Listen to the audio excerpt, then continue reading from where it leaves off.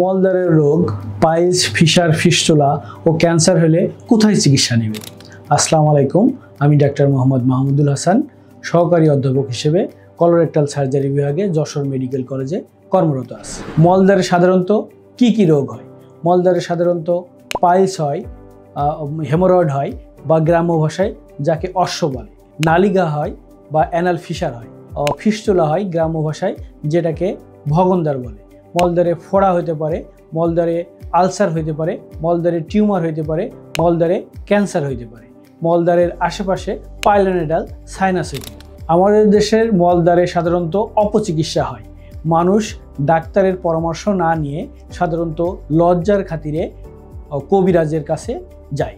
কবিরাজের কাছে গিয়ে সেখান থেকে অপচিকিৎসা হয়। কবিরাজ মলদ্বারের অ্যাসিড নিক্ষেপ করে। অনেক সময় দেখা যায় যে মলদ্বার ঝলসে গেছে, সেক্ষেত্রে এমন অনেকের কিছু হয় না, অনেকের এমন ক্ষতি হয় যেখান থেকে সে মৃত্যুর মুখেও পতিত হতে পারে।